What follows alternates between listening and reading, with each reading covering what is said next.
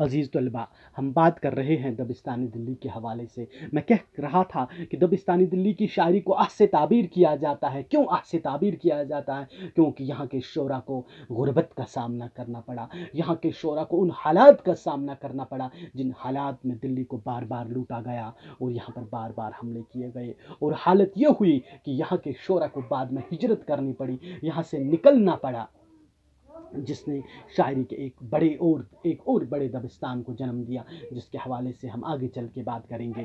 میرے پیارے بچوں، ہم دیکھتے ہیں دبستان دلی کے حوالے سے کہ یہاں کے شعراء کے کلام میں پاکیزگی اور اظہار عشق کے بیان میں سلیقے سے یہ کام لیتے ہیں۔ یہ عشق کی باتیں نہایت ہی پاکیزگی اور بلندی کے ساتھ کرتے ہیں۔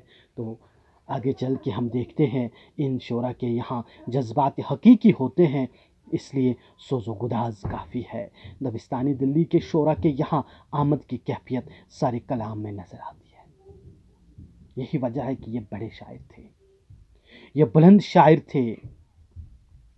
دلی کی دبستانی دلی کے شعراء کے یہاں مختصر غزلیں بھی ہوتی ہیں جنہیں سہل ممتنع کہا جاتا ہے۔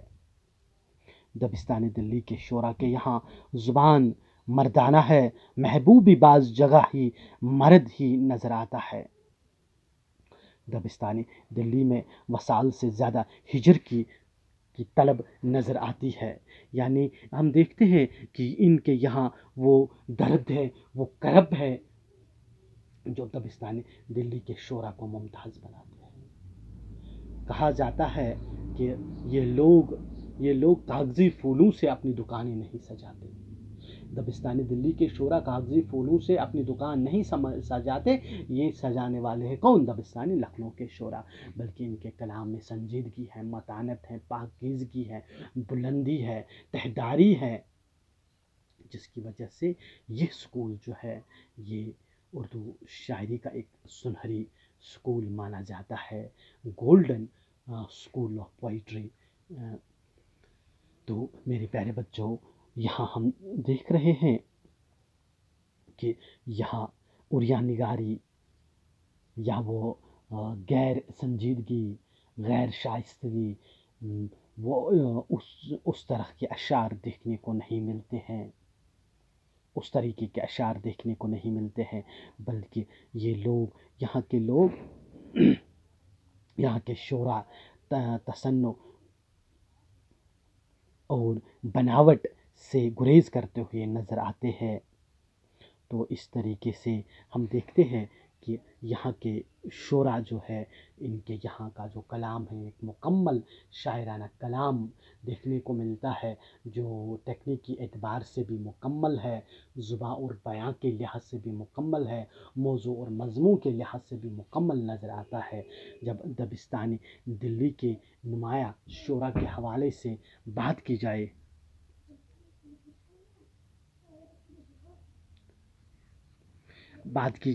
تو ان میں میر تقی میر کا نام عزت اور احترام سے لیا جاتا ہے، شاہ نصیر کا نام لیا جاتا ہے، ظفر محمد حسین آزاد، مرزا محمد رفیع سودا، مرزا غالب، مصطفیٰ شیفتہ خان، داغ دہلوی، درد جس کو امیر درد کہتے ہیں، حکیم مومن خان مومن، شیخ محمد ابراہیم ذوق، خواجہ الطاف حسین حالی اور سوز کا نام قابل عزت سے لیا جاتا ہے۔ یہ وہ شعراء تھے جنہوں نے اردو غزل کی دنیا کو دبستانی دلی میں پروان چڑھایا، اس کو وہ رتبہ عطا کیا، اس کو وہ سربلندی عطا کی جس کے لیے آج بھی اردو غزل یا اردو شاعری مشہور و معروف ہے۔ تو میرے عزیز طلباء، اب ہم رخ کرتے ہیں دبستانی لکھنؤ کی اور۔ جب دہلی میں بار بار حملے کیے جاتے ہیں، جب دہلی کی بہاروں کا خاتمہ ہوتا ہے، جب مرہٹے جاٹ اور احمد شاہ ابدالی و نادر شاہ دہلی پر اپنا قہر برساتے ہیں، تو یہاں کے جو ذی حس اور ذی عزت انسان تھے وہ دہلی کو خیر باد کہہ کے لکھنؤ چلے جاتے ہیں، اور ان ہجرت کرنے والوں میں میر بھی تھے۔ تو میرے پیارے بچوں، اس طریقے سے جب یہ لوگ لکھنؤ پہنچ جاتے ہیں جہاں کا نواب اس زمانے میں نواب آصف الدولہ تھا، یہ شاعروں کی قدر کرتے تھے، ان کی آباغت کرتے تھے، ان کو اپنے پاس بٹھاتے تھے، ان سے اشعار سنتے تھے اور دربار لگتا تھا۔ لیکن یہاں دولت کی فراوانی تھی، یہاں دولت کے دریاؤ بہہ رہے تھے، یہاں پر کسی چیز کی کمی نہیں تھی، یہاں پر عیش و عشرت تھے۔ یہی وجہ ہے کہ ہر شاعر پر یا ہر شاعری پر اس کے زمانے کا اثر ہوتا ہے۔ جیسے دلی کی شاعری پر کا اثر ہے، جیسے دہلی کی شاعری پر رنج و غم کا اثر ہے، جیسے دہلی کی شاعری پر خوف و ہراس کا اثر ہے، ویسے ہی لکھنؤ کی شاعری پہ عیش و عشرت کا اثر ہے۔ یہی وجہ ہے کہ لکھنؤ کی شاعری کو وحش سے تعبیر کیا جاتا ہے، کیونکہ اس شاعری میں ہمیں زیادہ تر حسن و عشق کی داستان دیکھنے کو ملتی ہے۔ یہاں کی شاعری میں ہمیں گل اور بلبل کی تعریف دیکھنے کو ملتی ہے، یہاں کی شاعری میں ہمیں محبوب کے حسن کی تعریف دیکھنے کو ملتی ہے، یہاں کی شاعری میں ہمیں عریانیت بھی دیکھنے کو ملتی ہے۔ یہی وجہ ہے کہ یہاں کی شاعری کو بچوں کے سامنے پڑھانا مشکل ہو جاتا ہے جب مختلف شعراء کا کلام پڑھتے ہیں ہم دبستانی لکھنؤ کے حوالے سے۔ تو میرے پیارے بچوں، کیونکہ یہ عیش پرست تھے اور عیش پرستی کا اظہار اپنی شاعری میں کرتے تھے، یہی وجہ ہے کہ وحش سے تعبیر کیا جاتا ہے۔ سطحی ہوتے ہیں ان کے شعر، یعنی بات کی بات سنی گئی اور سمجھی گئی، انگڑائیاں چٹ سے سرخ ہو گئی، کمال دیکھ لیجئے بوسے کا۔ تو اس طریقے کے اشعار ملتے ہیں دبستانی لکھنؤ کے شعراء کے یہاں۔ حالانکہ یہاں کے جو دو بڑے جنہوں نے اس دبستان کا آغاز کیا، ناسک اور خواجہ حیدر علی آتش، ان کی شاعری کو جب ہم دیکھتے ہیں تو بلند پایہ شاعر تھے، عظیم شاعر تھے۔ حالانکہ آتش کے حوالے سے کہا جاتا ہے، معلوم ہوتا ہے کہ جیسے دبستانی دلی کے ہی شاعر تھے، یوں معلوم ہوتا ہے، کیونکہ انہوں نے اپنے آپ کو کبھی دبستانی لکھنؤ کی شاعری میں نہیں رنگا۔ ان کی شاعری میں دبستانی لکھنؤ کا رنگ نظر نہیں آتا ہے، بلکہ ان کی شاعری میں ہمیشہ دبستانی دلی کا ہی رخ یا دبستانی دلی کے ہی کا ہی وہ طریقہ کار نظر آتا ہے۔ جب ہم ان کے کلام کا مطالعہ کرتے ہیں، جب ہم ان کے کلام کو پڑھتے ہیں تو لگتا ہے کہ ان کے کلام میں، ان کے اشعار میں دبستانی دلی کی چاشنی موجود ہے۔ ہم ان کے کچھ اشعار کا مطالعہ کریں گے، کچھ اشعار یہاں پہ پڑھیں گے، جس سے آپ کو بھی اندازہ ہوگا کہ کس طریقے سے خواجہ حیدر علی آتش نے لکھنؤ میں رہ کر بھی اپنے آپ کو وہاں کے شاعرانہ معیار یا مزاج کے تحت نہیں ڈالا، بلکہ ان کی ایک الگ پہچان تھی۔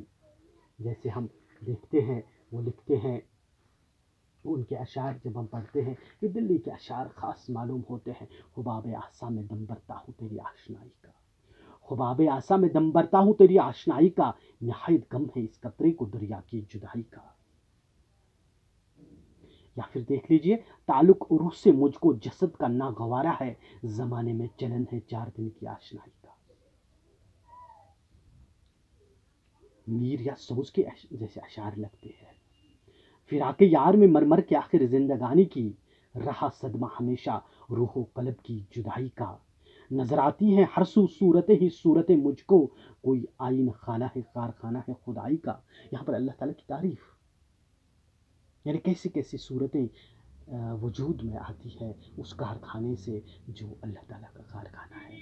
تو ایسے اشعار ہمیں دبستانی دلی کے شعراء کے یہاں نظر نہیں آتے ہیں، دبستانی لکھنؤ کے شعراء کے یہاں نظر نہیں آتے ہیں، جبکہ آتش خود دبستانی لکھنؤ سے ہی تعلق رکھتے تھے۔ بات جاری رہے گی نیکسٹ ویڈیو کی۔